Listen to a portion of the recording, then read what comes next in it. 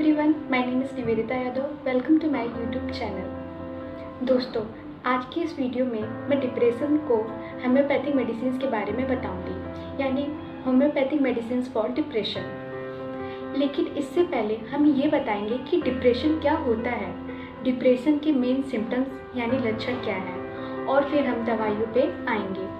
तो मैं आज आपको बताना चाहूँगी कि डिप्रेशन पूरी तरीके से ठीक हो सकता है और होम्योपैथी में डिप्रेशन की एक्सीलेंट मेडिसिन है।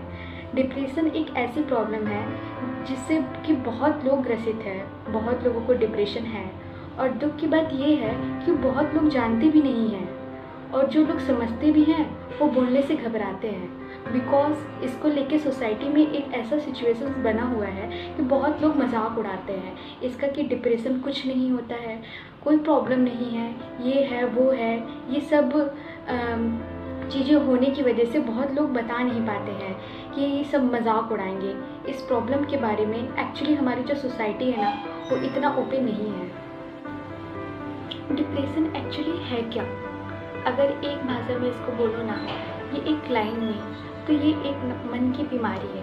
इसमें क्या होता है, मूड रिलेटेड डिसऑर्डर है, जिसमें आपको लगातार दुख रहता है और एक फीलिंग रहती है कि जीवन जो है ना बहुत बेकार है, जीवन जीने का जो मन है वो ख़त्म हो जाता है।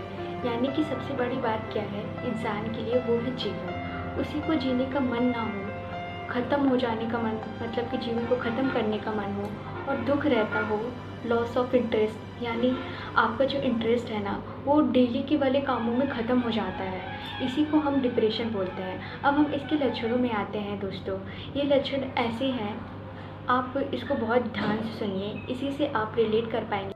तो दोस्तों, डिप्रेशन का सबसे पहला और मुख्य लक्षण है कि आपको हमेशा सैडनेस फील होता है, एक दुखी सा मन रहता है, टीयरफुलनेस रहता है, यानी ऐसा फील होता है कि कभी भी आंसू आ सकते हैं, कई बार बिना किसी रीज़न के आंसू आ जाते हैं, टीयरफुलनेस। साथ ही साथ इसमें एक और इम्पटीनेस यानी सूनापन महसूस होता है, यानी अंदर से एक खालीपन होता है। साथ ही साथ हेल्पलेसनेस का एक ऐसा माहौल बन जाता है, मतलब बहुत बेबस आप महसूस करते हैं। और इसके अलावा आपको कभी कभार गुस्सा आता है, इरिटेशन होता है, चिड़चिड़ापन होता है, चाहे छोटी सी बात हो। और जैसे सुबह आप उठने के बाद आपको चाय नहीं मिली तो आपको गुस्सा आ गया, चिड़चिड़े हो गए, अगर आप डिप्रेशन में हो तो। अच्छा, और जो लॉस ऑफ इंटरेस्ट होता है ना, जो यानी कि अपनी जो इच्छा होती है ना वो धीरे धीरे ख़त्म हो जाती है। मतलब कि आप जो डेली काम करते हैं उससे आपका इंटरेस्ट चला जाता है, आपके अंदर कोई इच्छा नहीं रहती है, और धीरे धीरे आप बहुत इरिटेट होने लगते हैं। अगर आप एक हाउसवाइफ हैं तो खाना बनाने का मन नहीं करता। अगर आप एक मेल हैं, आपका काम में जाने का मन नहीं करता, अपने बच्चों से बात करने का मन नहीं करता, बाहर जाने का मन नहीं करता, लोगों से मिलने का मन नहीं करता, सारे दिन आप घर में बैठे रहते हैं, शरीर में थकान रहती है, काम करने की एनर्जी आपके अंदर नहीं है, पूरा दिन आप सो रहे हैं, ये सारी चीज़ें हम डिप्रेशन में देखते हैं। नींद की भी बहुत सारी प्रॉब्लम देखी जाती है, या तो आपको बहुत ज़्यादा नींद आती है या फिर आपको नींद ही नहीं आती है।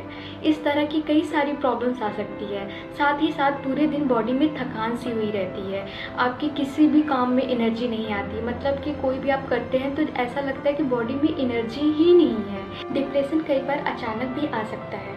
अगर आपके किसी रिलेटिव्स या क्लोज पर्सन की डेथ हो गई, ऐसे ही आपको कोई बहुत बड़ा सदमा लग जाए तो अचानक हो सकता है। पर ज़्यादातर लोगों का जो डिप्रेशन होता है वो धीरे धीरे होता है। दुखी होते होते एक ऐसी स्टेज आने लगती है, फिर उसमें से बाहर निकलना बहुत मुश्किल हो जाता है। तो दोस्तों, मैंने जैसे पहले बताया कि होम्योपैथिक ट्रीटमेंट फॉर डिप्रेशन बहुत ही एक्सीलेंट रिज़ल्ट है, तो मैं आपको यही बता दूं कि होम्योपैथिक मेडिसिन फॉर डिप्रेशन, यानी कि डिप्रेशन की होम्योपैथिक दवाइयाँ क्या क्या हैं। और दोस्तों, मैं होम्योपैथिक मेडिसिन में फिर से एक बार रिपीट कर रही हूँ कि डिप्रेशन को पूरी तरह से ख़त्म कर सकते हैं, डिप्रेशन को जड़ से ख़त्म कर सकते हैं। तो हमारी सबसे पहली मेडिसिन है नेट्रोम्यू। दोस्तों, मैं जो मेडिसिन बताऊँगी उसमें मैं एक प्रोटोकॉल फॉलो करूँगी, जैसे कि उस मेडिसिन का कैरेक्टर क्या है, इस मेडिसिन के पर्सन क्यों डिप्रेशन में जाते हैं, और फिर आप खुद से इसको रिलेट कर पाएंगे कि आपके लिए ये मेडिसिन है या नहीं। फिर मैं बताऊंगी कैसे लेना है। तो सबसे पहले मेडिसिन बहुत ही इम्पॉर्टेंट है डिप्रेशन के लिए, नेट्रोम्यूर। नेट्रोम्यूर का जो पर्सन होता है ना, अगर नेट्रोम्यूर की हम बात करें तो सबसे पहला वर्ड जो कवर करता है, मतलब कि मेडिसिन को कवर करता है, और हम सबसे पहला वर्ड यूज कर सकते हैं तो वो है स्वाभिमान या डिग्निटी। बहुत स्वाभिमानी लोग होते हैं, साफ़ सफाई ज़्यादा पसंद करते हैं। नेट्रोम्यूर के पेशेंट बहुत ही डिसिप्लिन में रहना पसंद करते हैं। ये सबसे इम्पॉर्टेंट है, डिसिप्लिन। अपनी लाइफ में काफ़ी डिसिप्लिन होते हैं, अपने आसपास वालों की, अपने लव्ड वंस की, अपने रिलेटिव्स की काफ़ी केयर करते हैं। नेट्रोम्यूर का पेशेंट जिन लोगों के साथ रहता है ना, उनके लिए वो बहुत लॉयल और हॉनेस्ट रहता है। एक बहुत ही इम्पॉर्टेंट एस्पेक्ट है नेट्रोम्यूर का कि ये ना किसी से दया नहीं चाहिए इसे। दया वर्ड से नेट्रोम्यूर को नफ़रत है, किसी की भी सिंपैथी नहीं चाहिए। इसलिए वो शेयर भी नहीं करता कि मैं अपना दुख किसी के साथ शेयर करूँगा तो मुझे लोग सिंपैथी दिखाएंगे, और उसको बिल्कुल भी सिंपैथी नहीं चाहिए। सिंपैथी नहीं चाहिए, वो लोग अपने को कमज़ोर नहीं समझना चाहते। कोई भी ये ना समझे कि मैं कमज़ोर हूँ या मैं दयनीय हूँ। दयनीय वर्ड से नेट्रोम्यूर को पेशेंट को बहुत नफ़रत है, इन्हें लिटरली नफ़रत होती है इससे। और इन्हें नफ़रत क्यों है? वो बहुत स्वाभिमानी लोग हैं। अगर कोई सिंपैथी देता है तो इनको स्वाभिमान को चोट पहुंचती है। और जनरली ऐसे लोग क्या है ना कि जब इनको गुस्सा आता है, तब गुस्से में अगर आप इनको कुछ बोलेंगे ना, तो गुस्से के टाइम इन्हें कोई समझाए ना, तो इनको जो गुस्सा है वो भयंकर हो जाता है। तो यहाँ कॉन्सुलेशन से एग्रावेशन है। अगर आप इनको समझाएंगे तो ये एग्रावेट हो जाते हैं, मतलब तो गुस्से में इनको अकेला छोड़ देना अच्छा होता है। ऐसे लोग क्या है कि अकेले में ही रोना पसंद करते हैं, किसी के सामने रोएंगे नहीं। रोएंगे तो अकेले रूम में जाकर रोएंगे। और जब डिप्रेशन में होते हैं तो छोटी छोटी बात में गुस्सा आता है इन्हें, ज़्यादा चिड़चिड़ापन होता है, ये बहुत ही इंट्रोवर्टेड होते हैं। यह अपनी फीलिंग्स को दूसरों के साथ शेयर नहीं करते हैं। इन्हें नमक खाने की क्रेविंग इनमें बहुत ज़्यादा होती है। अच्छा, अब इन लोगों को डिप्रेशन क्यों आता है? इन लोगों को डिप्रेशन ऐसे आता है कि ये लोग बहुत स्वाभिमानी होते हैं। तो जब भी इनके स्वाभिमान को चोट पहुंचती है, जब भी इनकी डिग्निटी को चोट पहुंचती है, तो इनके सिम्टम्स आने लगते हैं, तो इनकी प्रॉब्लम स्टार्ट होती है। एक्चुअली होता क्या है, देखिए, कोई भी इंसान ज़्यादा स्वाभिमानी है ना, तो वो हर्ट भी बहुत जल्दी होता है। जो लोग बहुत मजाकिया होते हैं वो बहुत ही लेट गो कर देते हैं, लेकिन जो इंसान स्वाभिमानी है ना, उसे चोट बहुत जल्दी लगती है। तो ये जो नेट्रोम्यूर है ना, इसे चोट भी बहुत जल्दी लगती है।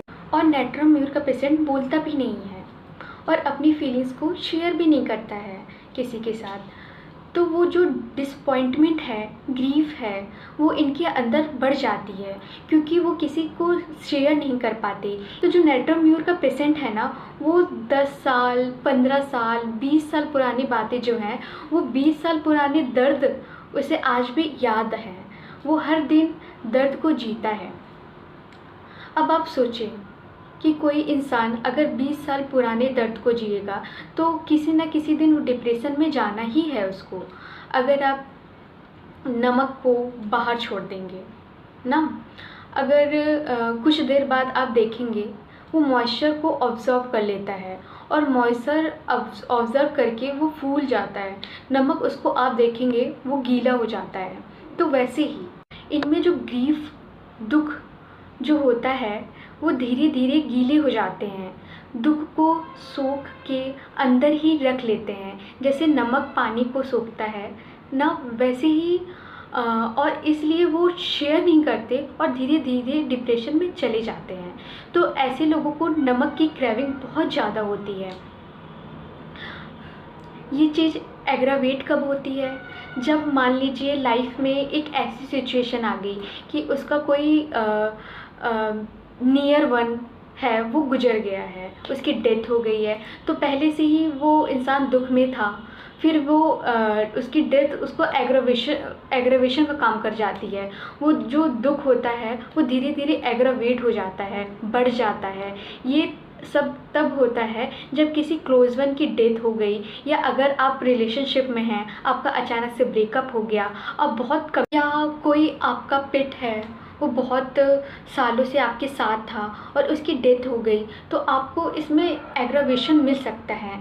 नेट्रम म्यूर जो है ना, वो अपने लॉयल पर्सन से ज़्यादा बहुत जुड़ा होता है, उसकी जो क्लोज वन है उससे बहुत ज़्यादा जुड़ा रहता है।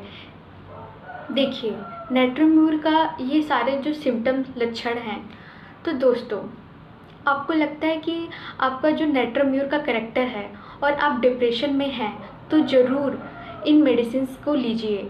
इन मेडिसिन्स की आप 2 हैंडेड पोटेंसी से स्टार्ट कीजिए। सुबह खाली पेट दिन में 2 बार लीजिए, फिर आपको चेंजेस देखने को मिल सकते हैं। मेरी नेक्स्ट मेडिसिन है एरममिट। एरममिट एक ऐसी मेडिसिन है जो बनती है गोल्ड से, यानी सोने से।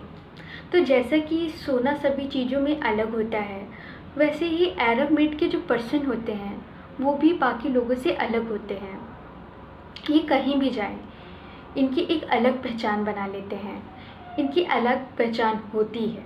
जैसे अगर ये ऑफिस में रहें, आपके कलीग हैं, बहुत सारे ऑफिस में 15-20 लोग एक ऑफिस में काम करते हैं, तो अगर कोई एरममिट का पेशेंट है या एरममिट का करैक्टर का है, तो आपको वो आप अलग से पहचान जाएंगे उसको। ऑफिस में वो सारी जिम्मेदारी निभाते हैं, इनकी जो जिम्मेदारी, उनको जो भी जिम्मेदारी दो वो करते ही करते हैं, साथ ही साथ बाकी लोगों की जिम्मेदारी भी ये हैंडल कर लेते हैं। इसलिए एरममिट के पेशेंट अलग ही दिखने को मिलते हैं। एरममिट जो है ना, वो हमेशा आपको अच्छी पोजीशन में मिलेगा। लो पोजीशन में एरममिट कभी भी आपको मिलेगा नहीं, बिकॉज वो गोल्ड है, सोना सबसे ऊपर चमकता है। तो इसलिए एरममिट हमेशा आपको ऊपर में ही मिलेगा। उसके अंदर का जो व्यक्तित्व जैसे ही है, वो बहुत हार्ड वर्किंग है, बहुत ज़्यादा रिस्पॉन्सिबल पर्सन है। अगर इसको कोई जिम्मेदारी दे दी जाए ना, तो वो बहुत जान लगा के उसे पूरा करता है, अपनी जिम्मेदारी को निभाता है, बहुत हार्ड वर्किंग है। जब तक काम ख़त्म नहीं होता तब तक एरममिट आराम नहीं करता।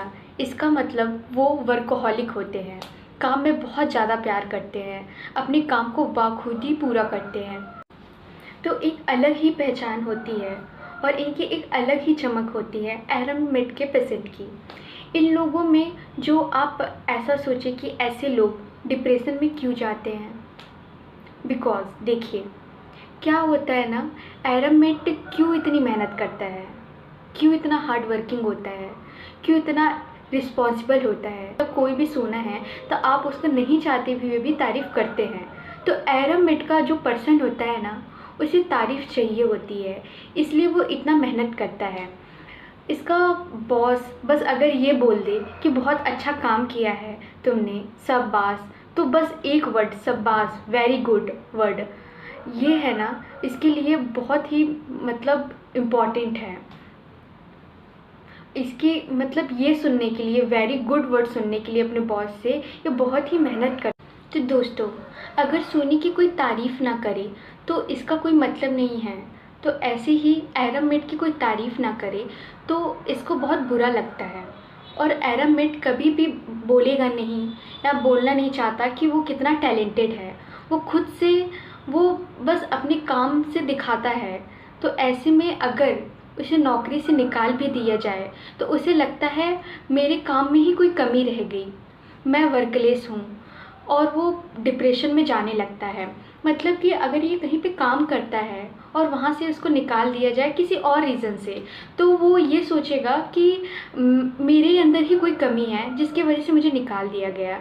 उसके बाद वो बिल्कुल होपलेस, निराश हो जाता है, खुद को बेकार समझने लगता है, गुस्सा करने लगता है। अगर यही चीज़ एक्सट्रीम लेवल तक चली जाए तो सुसाइडल टेंडेंसी भी इसके अंदर आने लगती है।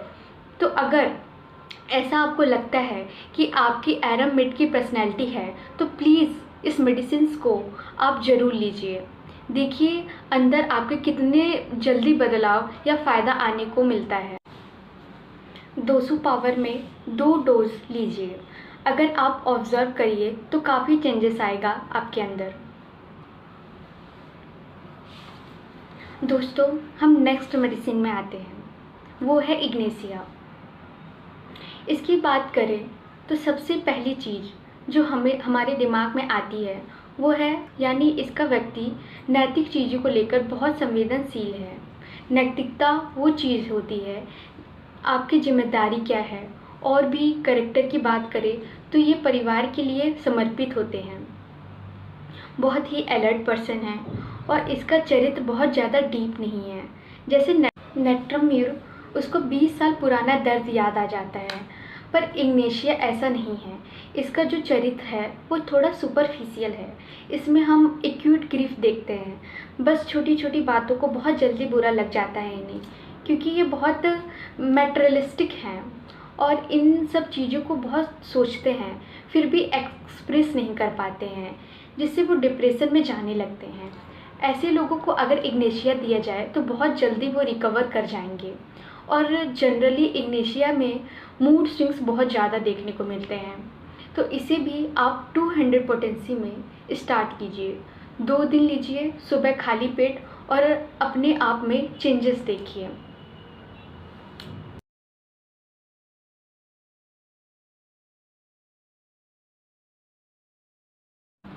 This video only for educational purpose, not for self medication. Don't take any medicine without prescription.